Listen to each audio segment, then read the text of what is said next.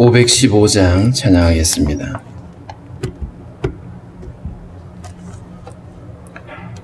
(515장입니다)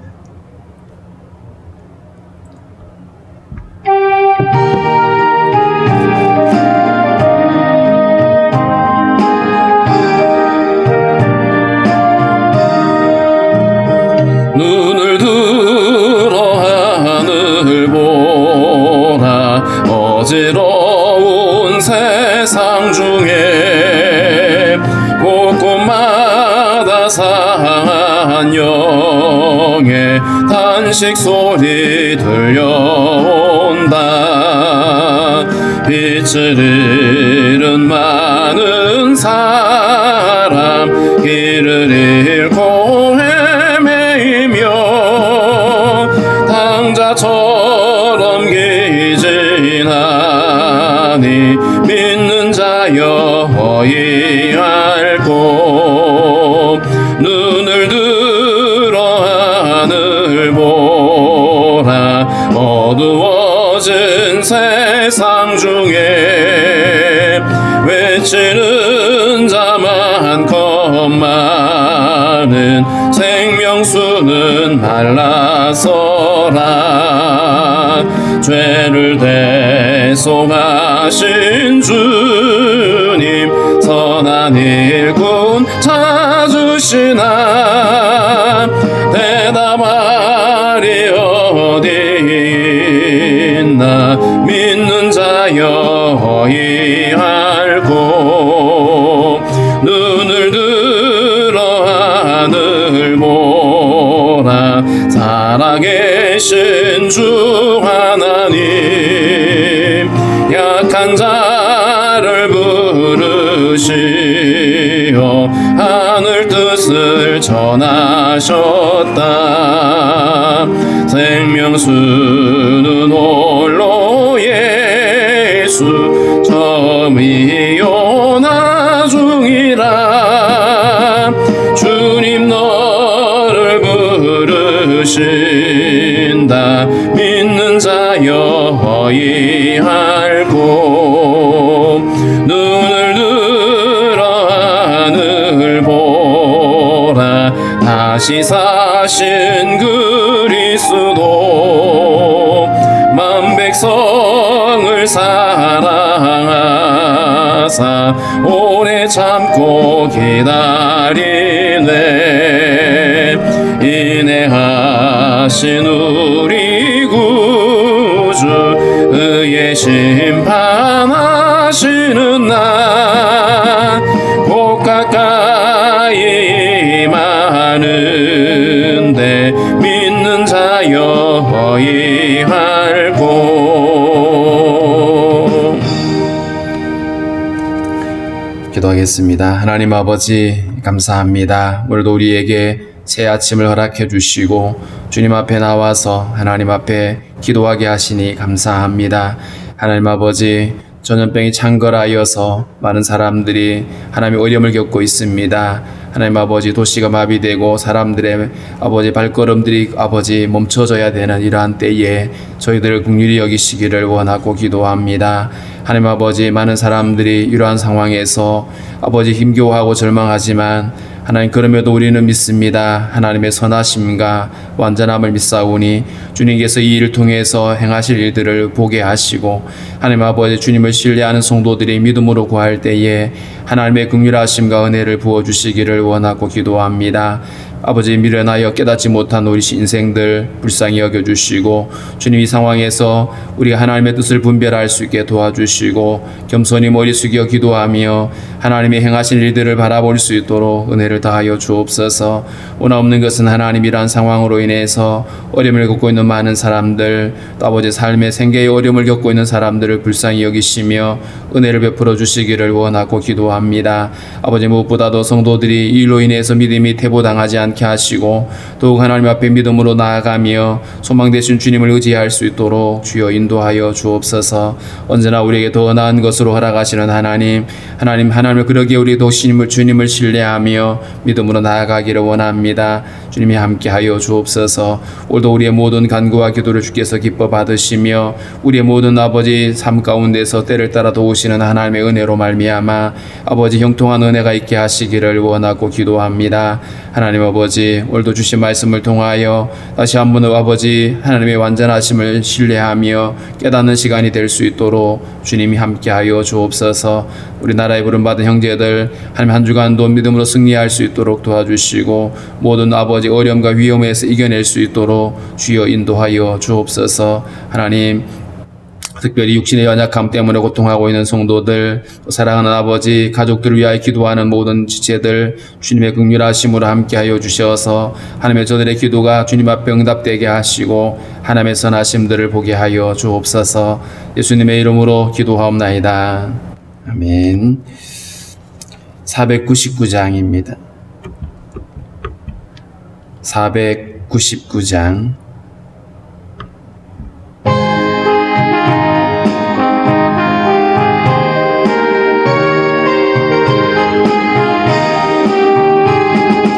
흑암에 사는 백성들을 보라. 수많은 심령 멸망하겠네. 그 누가 갈까? 주의 복음 들고 생명을 구원하는 곳으로. 큰 권세 주께 있으니, 큰 권세 주께 있으니 너는 가서 주의 복음 전하라. 주가 너 항상 지키리라. 구원의 문은 넓게 열렸으니 십자가 군병 일어나거라. 너희의 힘을 하나로 뭉쳐서 죄악의 쇠사슬을 끊어라. 큰 권세 주께 있으니, 큰 권세 주께 있으니 너는 가서 주의 복음 전하라. 주가 너 항상 지키리라. 왜 너는 멸망길을 가려느냐? 음성 듣고 응답하여라. 널 구원하려 예수 죽었으니 생명의 참된 복음 전하라. 큰 권세 주께 있으니, 큰 권세 주께 있으니 너는 가서 주의 복음 전하라. 주가 너 항상 지키리라. 온 천하 만민 승리의 그날에 영광과 찬송 주께 드리네.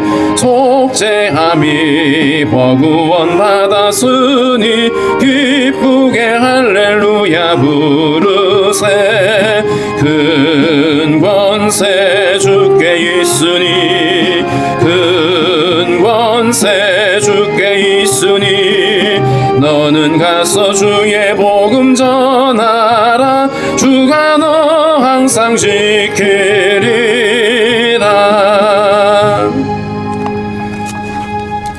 사도행전 8장 1절부터 8절까지 우리 함께 읽습니다.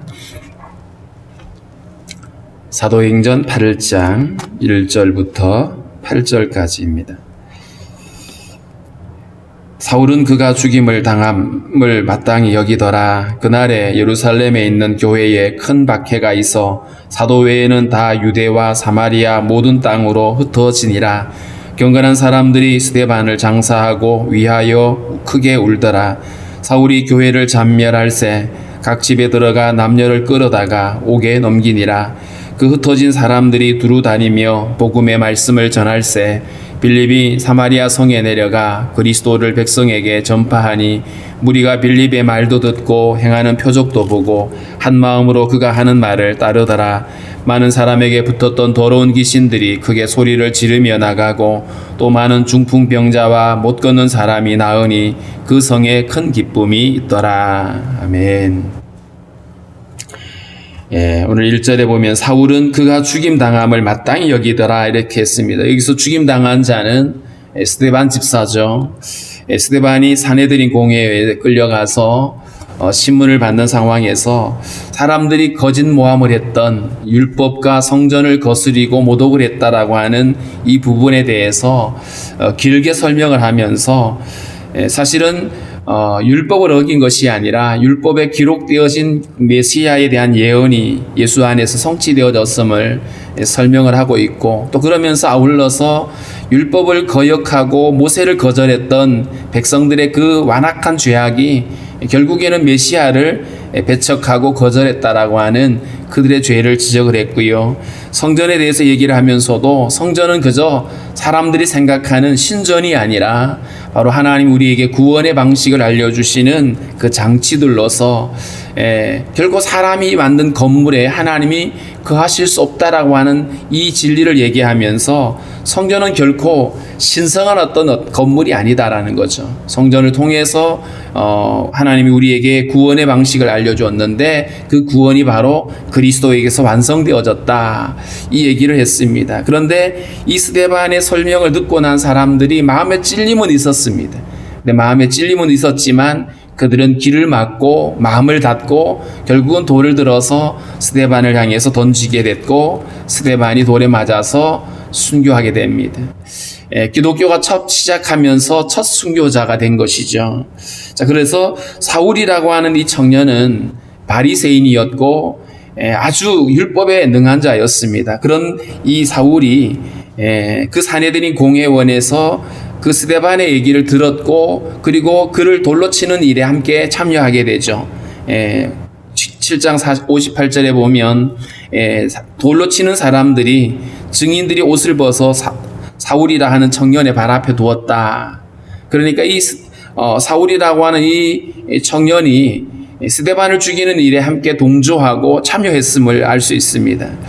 그리고 그 죽음이 마땅하다고 당연하다라고 여긴 거예요. 왜냐하면 이 사울에게는 스데반이 지금 성전을 모독했다라고 얘기를 하고 있기 때문입니다. 그리고 예수가 하나님의 아들이라고 하는 이 얘기를 하니까 신성 모독을 이야기했죠. 그렇기 때문에 스데반을 죽이는 일이 결코 잘못되지 않았다라고 그렇게 생각을 했던 것이고요. 자, 그런데 이 스데반의 죽음을 기점으로 해서 그날은 스데반이 순교하는 바로 그때입니다.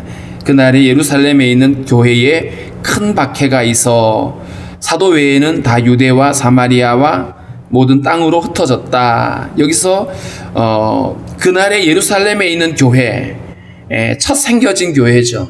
이 교회에 큰 박해가 임했는데 사도들을 제외하고 나머지 성도들은 박해를 피해서 다 뿔뿔이 흩어지게 됩니다. 사도들은 왜 흩어지지 않았을까? 사도들은 이 박해가 있음에도 불구하고 예루살렘 교회가 구심점을 잡아야 되는 상황이었기 때문에 아마 그들이 위험을 무릅쓰고 남아 있었던 걸로 이해할 수 있을 것 같습니다. 사도들을 제외한 나머지 집사들을 비롯해서 여러 성도들이 흩어지게 되죠. 큰 박해가 있어서 어릴 때 뭐 산에 불이 나거나 들에 이렇게 들녘에 불을 이렇게 불장난을 할 때 보면 불을 끄는데 뭐 그때 소화기가 있고 이런 게 아니잖아요. 뭘로서 불을 끄냐 하면 나뭇가지를 꺾어다가 불을 내리치거든요. 그럼 내리치면 이게 잘 때리면 불이 꺼져요. 근데 잘못 때리면 이 불꽃이 사방팔방으로 뛰어버립니다. 자칫하면 불이 더 확산되어지죠. 그런데 오늘 예루살렘 교회에 내려진 이 박해가 이 그리스도의 복음을 가진 자들을 사방으로 흩어버리는 효과를 가져왔죠. 예루살렘에 있는 교회에 큰 박해가 있어서 사도들 외에 모든 성도들이 유대와 사마리아 모든 땅으로 흩어졌다. 예루살렘에서 유대 땅으로 그리고 사마리아 땅으로 흩어졌는데 이 흩어지는 자들에게 뭐가 있냐 하면 예수 복음이 있는 거예요. 예수 그리스도 생명이 있죠. 그러니까 생명을 가졌기 때문에 그들이 가는 곳곳에 그 복음 가지고 가는 겁니다. 복음이라고 하는 것이 책자로 갖고 있는 게 아니라 그들의 심령 안에 있기 때문에 이들을 박해할 때에 그들이 가는 곳곳마다 복음을 가진 자들이 그곳에서 복음을 살아내고 복음을 전하게 되는 거죠. 그래서 이 예루살렘 교회에 임하게 되어지는 이 큰 박해는 1차적으로는 큰 고통이고 아픔입니다. 2절에 있는 것처럼 경건한 사람들이 스데반을 장사하고 위하여 크게 울더라. 고난이 쉬운 사람은 없습니다. 핍박이 재미가 있는 사람이 없죠. 그 고난과 핍박이 너무 아프고 힘들어요. 예. 그런데 그것이 다른 방법으로 보면 거기로 핍박으로 끝난 것이 아닌 거예요. 그 핍박을 통해서 복음을 가진 자들이 사방으로 흩어져서 복음을 전하게 되어지는. 자, 그리고 3절에 보면 사울이 교회를 잔멸할세 이렇게 되어 있습니다. 이 잔멸하다고 하는 말은 남아있는 자들을 모조리 다 찾아서 그들을 감옥에 집어넣거나 아니면 고문을 하거나. 그래서 26장에 가보면 사울이 자기 이전에 예수를 만나기 전에 자기가 어떤 일을 했는지를 해고하면서 그런 표현을 썼어요. 사람들을 강제로 모독하는 말을 하게 했다. 사람이 강제로 예수를 모독하게 만들려면 어떻게 하죠? 고문을 하게 되죠. 그러니까 이 사울이 온갖 방법을 다 동원해서 예수 믿는 자들을 하여튼 씨를 말리겠다라고 하는 그 살기등등한 마음. 9장 1절에 보면 살기가 등등했다 이렇게 말했어요. 그러니까 사울이 예수 믿는 자들을 하여튼 이번에 완전히 척결하겠다라고 하는 이런 열심을 가지고 사람들을 잡아가지고 감옥에 집어넣고 고문하고 이렇게 했다라는 거예요. 각 집에 들어가서 남녀를 끌어다가 옥에 넘겼다. 남녀노소 할 것 없이 그냥 사정을 봐주지 않고 예수 믿는 자들에게 이 심각한 박해가 임했습니다. 어마어마한 박해이죠. 단순히 스데반 집사 한 명 죽는 걸로 끝난 게 아니었어요. 엄청난 박해가 일어나서 결국 예루살렘 교회를 완전히 흩어버렸는데, 근데 그 흩어버린 것이 기독교를 말살하는 것이 아니라 기독교를 더 확산하게 만들었습니다. 그 초대 교부였던 터툴리안이라는 사람이 했던 말처럼 순교자의 피는 교회 씨앗이다 이런 말이 있어요. 예수 믿는 사람들을 죽여버리면 끝날 줄 알았는데 도리어 그 순교자의 피가 교회가 되게 만드는, 그리고 사방으로 복음이 더 확산시켜지는 이런 결과를 가져온다는 겁니다. 4절에 그 얘기를 하고 있어요. 그 흩어진 사람들이 두루 다니며 복음의 말씀을 전할세. 예전에 양화진에 선교사님들의 묘지가 있는 곳에 방문을 했을 때에 아직도 인상 깊었던 한 것이 있었습니다. 그게 뭐냐 하면 그 당시에는 지금처럼 묘지가 잘 이쁘게 꾸며 있지 않았습니다. 뭐 묘지 사이에 이렇게 막 잘 꾸며져 있지 않고 그냥 흙으로 그냥 덮여져 있는데 사람들이 늘 거기 밟고 다니고 뭐 잡초가 있고 막 이랬는데, 한 묘지에 그 민들레 있잖아요. 민들레 씨 하얀 거, 그게 하나 올라왔는데 그때 제가 생각에 뭐가 매치가 되었냐 하면 이 선교사님들이 그 먼 곳에서 여기까지 날라왔잖아요. 물론 배 타고 왔습니다. 그때는 비행기가 없었어요. 여기까지 날아와서 이 땅에 심겨졌거든요. 마치 민들레 씨앗이 사방팔방으로 날려가서 거기에 심겨져서 싹이 되고 생명이 일어나는 것처럼 복음을 가진 그분들이, 생명의 복음을 가진 그분들이 이곳에 와서 씨앗이 된 거거든요. 오늘 이 4절에 있는 그 흩어진 사람들, 복음의 생명을 가진, 예수의 생명을 가진 자들이 사방으로 흩어졌어요. 그리고 그들이 가는 곳곳마다 복음을 살아내고 복음을 전하게 된 겁니다. 그래서 이 복음이 유대와 사마리아 땅으로 흩어지는데 5절에 보니까 빌립이라는 이 집사가 사마리아 성에 내려가서 그리스도를 백성에게 전파합니다. 복음을 들었고 복음을 알고 예수 생명을 가졌기 때문에 그냥 있을 수가 없는 거예요. 그래서 그들에게 복음을 전하게 되는데, 무리가 빌립의 말도 듣고 행하는 표적도 보고 한 마음으로 그가 하는 말을 따르더라. 빌립이 복음을 전하는데 성령께서 강력하게 역사해서 표적이 일어납니다. 이 표적이 어떤 표적이냐 하면 바로 빌립이 전하는 이 말씀에 권위를 더해주는 표적이죠. 이 표적은 단순히 놀라운 일이 아니라 하나님이 함께 하시는 사인이었습니다. 복음의 능력이 나타난 거예요. 그래서 복음이 전해지고 표적이 일어나고 그러니까 사람들이 한 마음으로 그가 하는 말을 믿었다. 그리고 그 말씀을 따랐다라고 표현하고 있습니다. 빌립이 복음을 전하게 되고 성령의 역사가 일어나게 되고 사람들이 그가 전한 복음을 듣게 되고 예수를 믿게 되는 것이고요. 그 다음에 7절에 보면 많은 사람에게 붙었던 더러운 귀신들이 큰 소리를 지르며 나가고, 많은 사람에게 붙었던 더러운 귀신 들린 자들이죠. 근데 그 귀신 들린 자들이 복음을 전하는 그 빌립 집사 앞에서 도망을 가는 겁니다. 쫓겨나가는 거죠. 왜냐하면 하나님 나라가 선포되고 있습니다. 그러니까 그들이 쫓겨납니다. 쫓겨나가면서 소리를 지르는 거죠.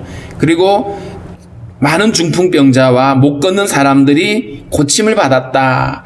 영적으로는 귀신들이 쫓겨나가고 육적으로는 중풍병에 걸렸던 사람, 그리고 못 걷는 사람들, 이런 사람들이 고침을 받으니까 그 성에 큰 기쁨이 있더라. 자, 여기서 보면 분명히 예루살렘 교회에 큰 박해가 있어서 그리고 거기에 슬픔이 있고 사람들의 눈물이 있었어요. 그런데 그 결과는 뭐냐 하면 그 성에, 사마리아 성이죠. 그 성에 큰 기쁨이 있더라. 박해와 고난과 눈물이 있었는데 그 눈물의 결과가 큰 기쁨으로 나타났어요. 그렇다면 이 일에는 하나님의 간섭이 있었습니다. 우리는 하나님의 섭리라고 표현을 합니다. 왜 하나님께서는 예루살렘 교회에 이 박해를 허락하셨는가? 그것은 바로 이 예루살렘 교회가 그저 자기들끼리 너무 재밌게 몰려 있어요.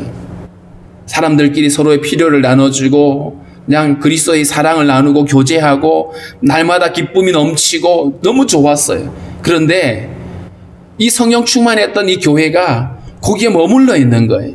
그런데 1장 8절에 보면 예수님이 그런 말씀을 하셨거든요. 성령이 너에게 임하면 너희가 권능을 받고 예루살렘과 유대와 사마리아와 땅끝까지 이르러서 내 증인이 되리라 라고 말씀했는데 유대인 이 예루살렘 교회가 머물러 있는 거죠. 여기에 이제 그냥 내리쳤습니다. 그랬더니 사방으로 흩어지면서 물리적으로 유대 땅으로 사마리아 땅으로 복음이 이제 전해지게 되는 것이죠. 결국 하나님께서 이 박해를 통해서 예루살렘 교회 성도들을 흩어지게 하고 그들로 하여금 복음을 전하게 하신 겁니다. 하나님의 이 선교 역사에 보면 하나님이 이런 방법으로 일을 참 많이 하셨어요. 복음을 가진 자들을 사방으로 흩어버리시는데 흩어지는 방법이 두 가지입니다. 하나는 선교사들처럼 자발적으로 내가 그곳에 가서 복음을 전하리라 하고 가는 사람이 있어요. 자발적으로. 그런데 오늘 이 예루살렘 교회에게 임했던 것처럼 사실은 원하는 일이 아니었잖아요. 비자발적이죠. 그런데 그들이 생명의 위협 때문에 여러 곳으로 흩어졌어요. 비자발적이지만 그들이 가지고 있는 복음을 가지고 사람들에게 전하기 시작했고 거기에 복음의 역사가 일어나는 하나님의 선교 역사가 이렇게 많아요. 또 반대로 복음을 알지 못하는 사람들이 복음을 가진 사람들에게 복음을 들으려고 오는 경우도 있어요. 그리고 또 또 반대로 내가 복음을 듣기 위해서 사람을 찾아가기도 하지만 그것과 상관없이 내가 어떤 일 때문에 혹은 어떤 사건으로 인해서 어디를 가게 됐는데 이를테면 전쟁이 일어나서 포로로 끌려갔는데 끌려간 곳에 가보니까 거기에 복음이 있었어요. 이런 경우도 있죠. 그러니까 하나님은 다양한 방법으로 복음이 사람들에게 흩어지도록 그 일들을 주도하고 계시는 겁니다. 어떤 분이 그런 얘기를 하더라고요. 왜 하나님이 살아계시면서 왜 전능하시면서 왜 이 코로나 상황을 내버려 두시냐고 뭐 하고 계시냐고 이렇게 얘기를 해서 제가 그 얘기를 했습니다. 하나님 여전히 선하시다고. 여전히 하나님이 선하시고 이를 통해서 하나님이 이루실 계획이 있다라고. 세상 사람들은 이 말에 동의하지 않습니다. 그러나 우리는 그 일을 믿습니다. 하나님 여전히 완전하신 분이고요. 이 코로나 상황을 주님이 어쩔 수 없어서 주님도 손 놓고 계시는 게 아니고 분명히 이 일을 통해서 하나님 우리에게 원하고 기대하는 일들이 있을 겁니다. 그래서 우리는 그 일을 위해서 기도해야 되고 하나님의 뜻이 이루어지도록 기도해야 됩니다. 그리고 마침내 이 일의 끝은 큰 기쁨으로 온 땅에 하나님의 영광이 드러나는 큰 기쁨으로 매듭 지어지는 것이 이게 하나님의 뜻일 겁니다. 그래서 우리는 이 일을 위해서 더욱 기도해야 되고 이 환난의 때에 사람들이 예수 안에 소망이 있다는 사실을 발견할 수 있게 해달라고 기도할 수 있어야 됩니다. 그렇기 때문에 교회가 더 이 일에 믿음으로 기도하고 또 많은 사람들에게 예수 그리스도를 전하는 기회를 삼을 수가 있어야 되는 것이죠. 예루살렘 교회가 이렇게 복음을 전하지 못하고 있는 이 상황들, 그리고 이 복음이요, 오늘 보면 이들이 유대와 사마리아 땅까지만 갔어요. 그런데 이 복음이 땅끝까지 가야 되는데 땅끝까지 흘러가는 데 있어서도 여전히 유대인들에게는 핍박을 당하고 있으면서도 이들은 복음을요 누구에게만 전하냐 하면 자기들 유대인들 혹은 유대교에 입교한 사람들에게만 전했어요. 이방인에게도 전해져야 되는데 분명히 땅의 모든 족속에게 복음이 전해지는 것이 하나님의 뜻이고 아브라함을 부를 때 이미 그 말씀을 하셨음에도 불구하고 아직도 유대인들의 마음속에는 자기들의 편견이 있었거든요. 복음은 우리 유대인의 것이다라고. 땅끝에 가면 그냥 땅끝에 있는 유대인들에게만 복음을 전하는, 그런데 하나님의 뜻은 거기가 아니죠. 이방인의 장벽을 뛰어넘어서 모든 민족에게 복음이 전해져야 되는데 이 일을 또 주님이 어떻게 풀어가시는지를 우리가 이제 앞으로 보게 될 것입니다. 하나님의 꿈은 이 예수 그리스도로 말미암아 완성되어진 이 복음이 모든 민족에게 전해지도록 하는 거였습니다. 그렇기 때문에 이 환난과 핍박이 그저 하나님이 무기력해서 하나님이 뭔가 침묵하고 계셔서 되는 일이 아니라 하나님 이 일을 통해서 하나님 복음이 더 빨리 확산되게 만들고 더 많은 사람들이 복음을 듣게 하시는 겁니다.